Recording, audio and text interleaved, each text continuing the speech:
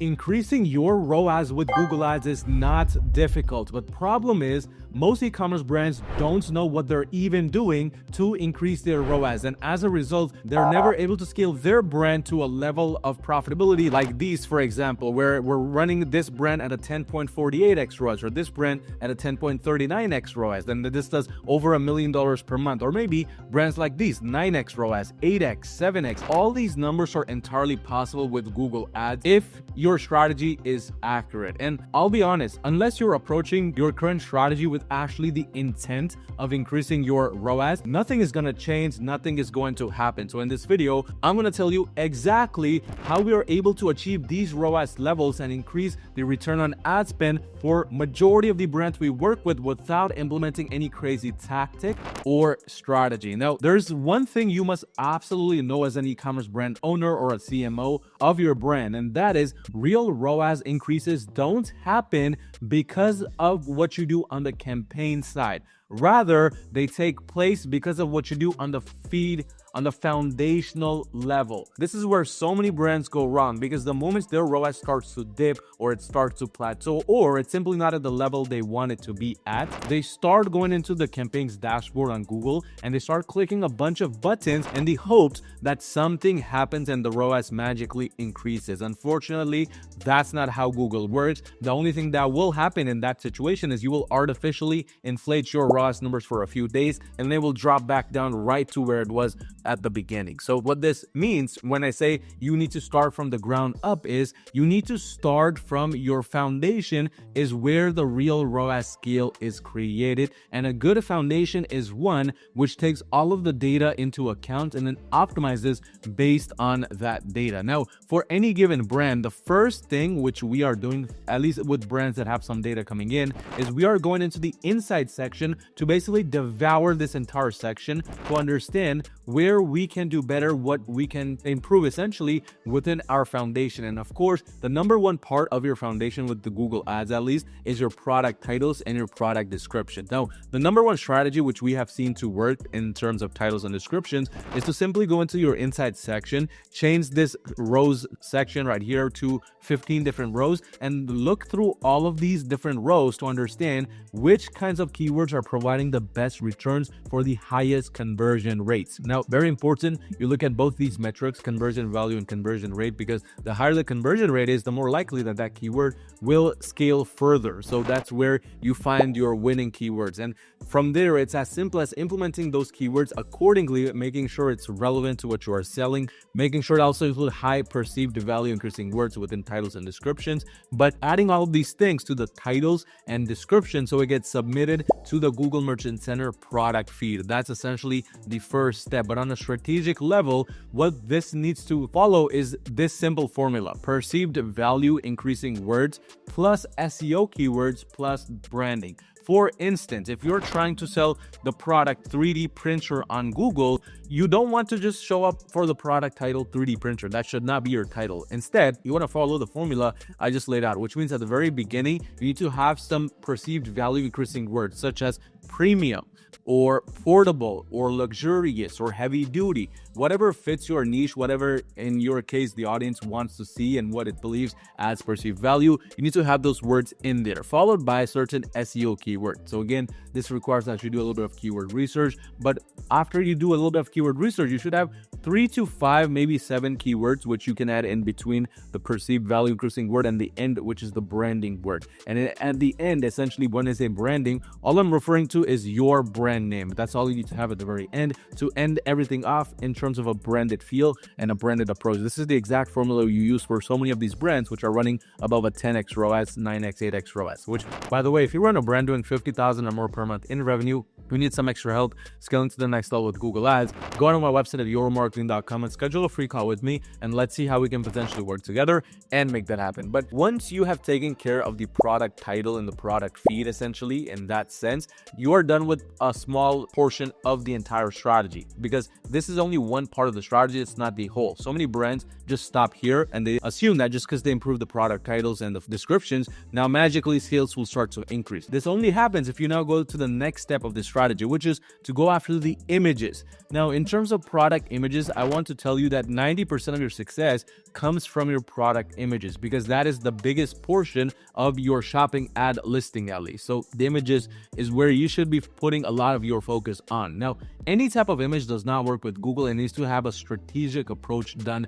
to it, because if you look right here, majority of these images are simply blending in with each other. There's only a select few, maybe even one, which probably stands out to you the most. I know for me, the product kind of listing that stood out to me, it was not the one that's number 1 or number 2 or number 3. Rather, it was this one right here, number 6. And the only reason it stood out to me was because of this orangish object they have in there, the colors they used in their product image. It's very simple product image, nothing too crazy. However, their color choice, the things they added in the background, all these things made a massive impact to their overall approach, and it basically stole my impression share and prevented it from going to these top brands, which probably are spending more money than this brand, probably are bidding higher, but still this brand is winning more impression share, and as a result it probably has a higher CTR. So that's the approach you want to take when it comes to the product images if you want to focus on the return on ad spend side of things. It's a very important part of it. The strategic side of things on the image is that it should be based around 3 different factors. Number 1,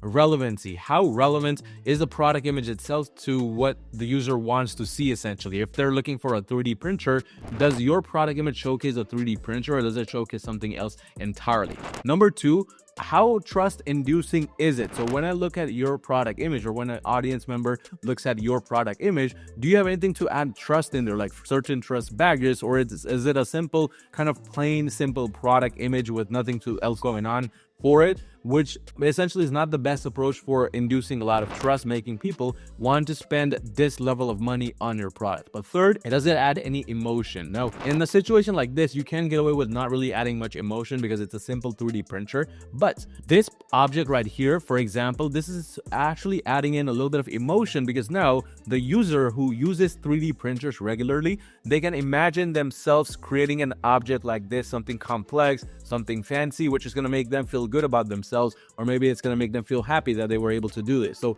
technically, this is adding a little bit of emotion when you look at it, which is the ultimate goal, whatever that may be for your brand. Maybe if you're in the clothing niche, that could be somebody who looks very good, is a model, is wearing your products. Or maybe if you are essentially in the outdoors niche, maybe somebody famous in your niche is using the product. You can of course Photoshop this in, or is this somebody in general utilizing your product, looking happy, looking satisfied, etc. All these things help add emotion, which is again going to tremendously help increase your ROAS. But this now brings us to the back end, the actual nitty-gritty details, the Google Merchant Center. Now, there's only 2 major things you need to focus on within the Google Merchant Center if you want to improve your ROAS right now. Number 1, it's the store quality section right here, and number 2 is the review section. As long as you just focus on these 2 things, your brand is going to really scale to the very next level. And when I say the review section, I'm essentially referring to the product reviews which show up on the Google shopping listing side of things. But let's start off with the store quality. Now, in order to improve your ROAS, you need to show Google that you are worthy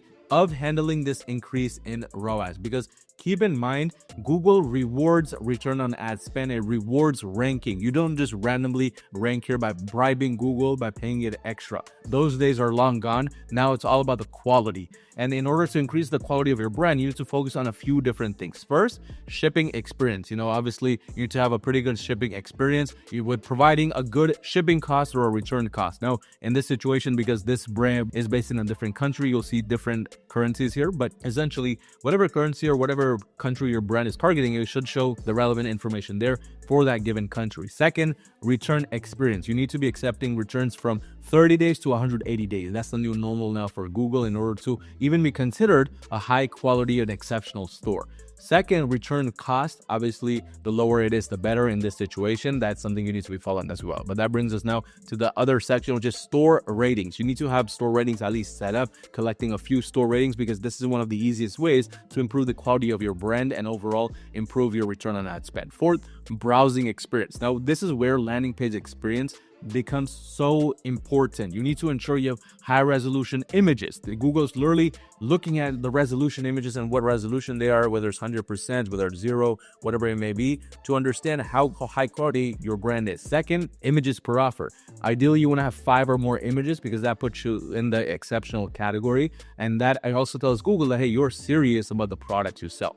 website speed, desktop, and mobile device speed. Again, speed is super important because if your website loads slow, then obviously most of customers will not be satisfied with that. They will not interact with your ad, and as a result, you'll just not provide as good of a quality experience that Google wants its users to have. So all these things are extremely important on the Google Ads side for you to follow. But once all of the Google Merchant Center side of things is done, once you've taken care of the store quality, reviews, etc., now we move on to the ad strategy, which is the final piece of the puzzle, which if you implement right now will improve your ROAS. And first thing you want to understand is with the ad strategy, it doesn't matter what you use. You could be going all in on shopping, standard shopping campaigns. You could be going all in on performance max, YouTube. That's besides the point. What you want to understand is a structured strategy is way more important than the nitty-gritty approach. When I say structured, I'm simply referring to segmentation. You want to be segmenting out your products based on a certain similarity and following the 80-20 rule, which essentially says 80% of your campaigns should be high buying intent campaigns. 20% could be just brand awareness or testing campaigns. That's the general formula you want to be following for your ad account in order to ensure your account doesn't go after the wrong audience type and you don't end up wasting too much of your budget. But along with that, you need to ensure there's efficiency in the spend you are doing on your account. When I say efficiency, I'm referring to making sure you spend on the right placement on the right channels and not just wasting your money ranking for random mobile app games or random blog pages, because this is one of the biggest problems which slows down a lot of these brands and prevents them from achieving the ROAS that they could achieve simply because they're ranking on the wrong placements. But once you combine all of these things, once you have kind of the right product title strategy, image strategy, along with the right kinds of Google Merchant Center approach, and then when you tie it all in with the perfect backend approach for your ad strategy as well, that's when you are able to improve your ROAS right away. You don't have to do anything else. You don't have to implement any fancy strategies or bells and whistles. It's literally that simple. I know, because again, we have scaled over 500 brands so far with Google Ads in the last 7 years alone, and we can help scale yours too if you run a brand doing over $50,000 per month in revenue. Just go on to my website, theormarketing.com, schedule a completely free call with me, and let's see how we can potentially work together and make that happen.